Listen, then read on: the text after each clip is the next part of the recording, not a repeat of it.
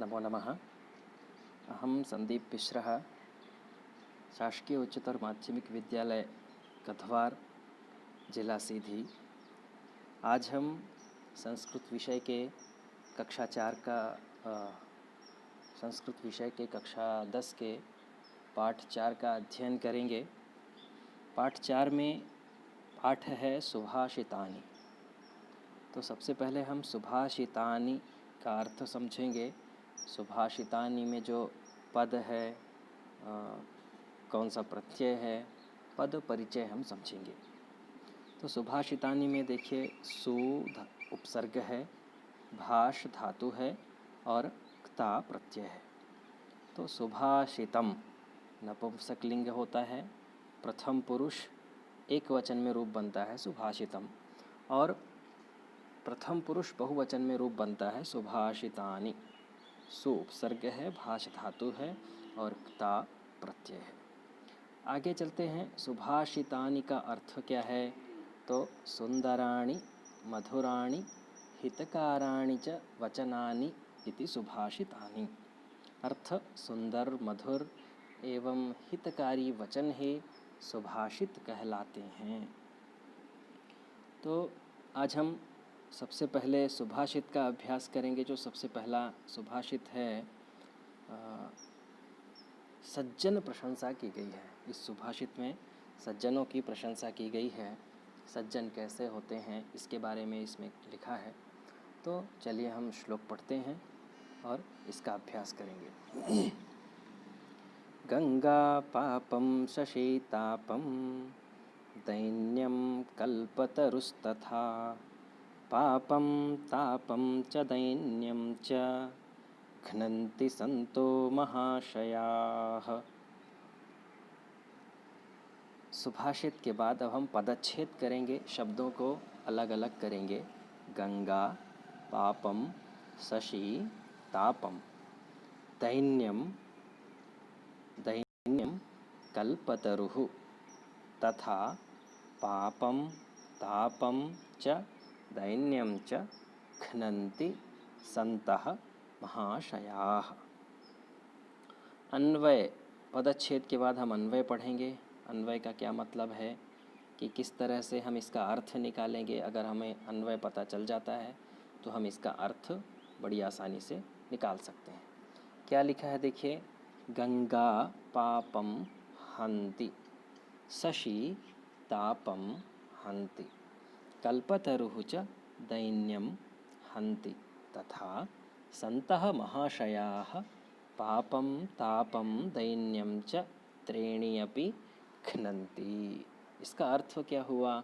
तो आगे हम पद परिचय में ये समझ जाएंगे, अर्थ हम निकाल पाएंगे। तो पद परिचय है, देखिए गंगा। सबसे पहले गंगा, गंगा क्या है? तो गंगा आकारांत शब्द है, स्त्रीलिंग है, प्रथमा विभक्ति है और एक वचन है। गंगा, गंगे, गंगाः ऐसे रूप चलते हैं। तो गंगा का अर्थ क्या हुआ? गंगा नदी। पापम, पापम मकारांत नपुंसकलिंग द्वितीया विभक्ति, एक वचन रूप है पापम। पापम पापे पापानि, पापम पापे पापानि, इस तरह से इसके रूप चलते हैं। तो पापम का अर्थ है पाप को, अर्थात गंगा नदी पाप को। शशि, शशिन नकारांत पुल्लिंग प्रथमा विभक्ति, एक वचन का रूप है शशि। तो शशि, शशि यानी चंद्रमा।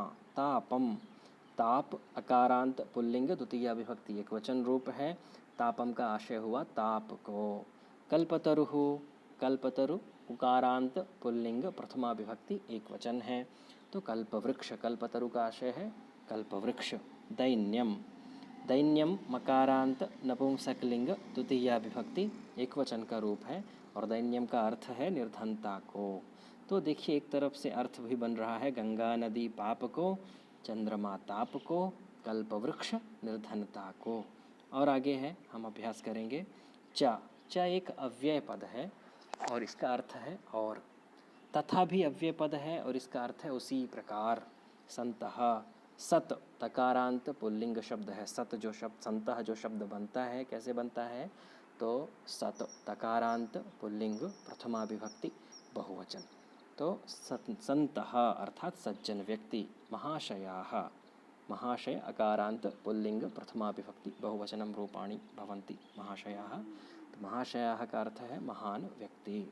पापम तापम च दैन्यम, पापम तापम च दैन्यम पूर्वम उक्तम पूर्वम कथितम, अतः इसमें पूर्वोक्त लिखा गया है। च इति अव्ययपदम, घ्नन्ति हन धातुः लट्लकारः प्रथम पुरुष बहुवचनम, घ्नन्ति का मतलब होता है नाश करते हैं। अब हम इसका अर्थ देख सकते हैं। यहाँ देखिए, गंगा नदी पाप को, चंद्रमा ताप को, कल्प वृक्ष निर्धनता को और उसी प्रकार सज्जन व्यक्ति इन तीनों को नाश करते हैं। इसका अर्थ और भी स्पष्ट हो जाएगा जब हम भाव अवबोधन करेंगे। अब देखिए, प्रश्न है, छोटे छोटे प्रश्न हैं, मैं प्रश्न के माध्यम से आपको बताऊंगा तो किस तरह से इसका हम अर्थ निकाल सकते हैं। का हंति, गंगा हंति अर्थात गंगा नाश करती है। गंगा किम हंति, गंगा क्या नाश करती है, तो गंगा पापम हंति, गंगा पाप का नाश करती है। पुनः कह हंति, फिर से क्या नाश करता है, तो पुनः शशि हंति, फिर से शशि नाश करता है। तो शशि क्या नाश करता है, शशि किम हंति, शशि तापम हंति। पुनः कह हंति, पुनः कल्पतरुः हंति, कल्पतरुः किम हंति, कल्पतरुः दैन्यम हंति। पुनः च के घ्नन्ति, पुनः च सन्तः महाशयाः घ्नन्ति, सन्तः महाशयाः कानि घ्नन्ति, सन्तः महाशयाः पापम तापम दैन्यम च घ्नन्ति। आगे हम अर्थ समझेंगे। देखिए, भावार्थः संस्कृते हिंदी भाषया उभयमपि अत्र लिखितम् अस्ति।